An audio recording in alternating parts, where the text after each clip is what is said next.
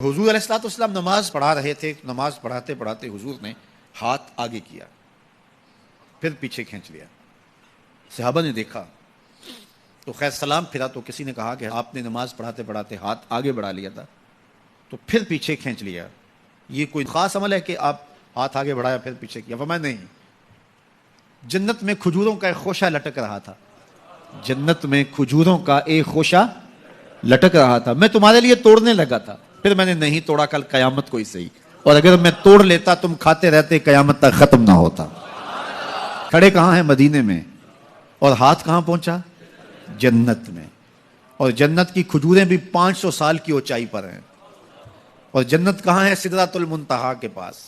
جنت میں لگے ہوئے کھجور کے خوشے کو توڑنے کے لیے یہاں سے ہاتھ ڈال لیا, اور کہا پھر میں نے نہیں توڑا, توڑ لیتا تو قیامت تک ختم ہی نہ ہوتا, اتنا بڑا تھا. اچھا, آپ میں سے جو بڑا دراز قد شخص ہو تو وہ بھی ہاتھ اٹھائے تو کہاں تک پہنچے گا؟ اس پنکھے تک پہنچ جائے گا.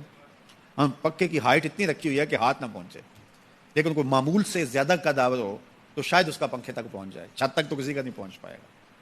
میں یہاں کھڑا ہوں, زمین سے 2 فٹ اونچا ہوں, لیکن میں بھی اگر ہاتھ اٹھاؤں تو میرا ہاتھ بھی چھت تک نہیں پہنچ پائے گا. ہاں, میری نظر آسمان تک جاتی ہے, اور جس کا ہاتھ جنت تک جاتا ہے اس کی نگاہیں کہاں تک جاتی ہیں؟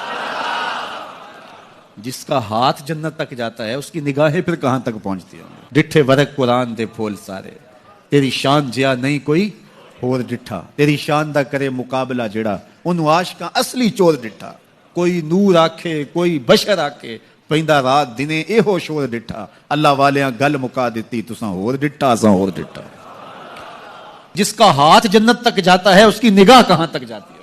وَإِنِّي أَرَىٰ مَا لَا تَرَوْنَ وَأَسْمَعُ مَا لَا تَسْمَعُونَ. جو میں دیکھتا ہوں وہ تم, اور جو میں سنتا ہوں وہ تم نہیں سنتے.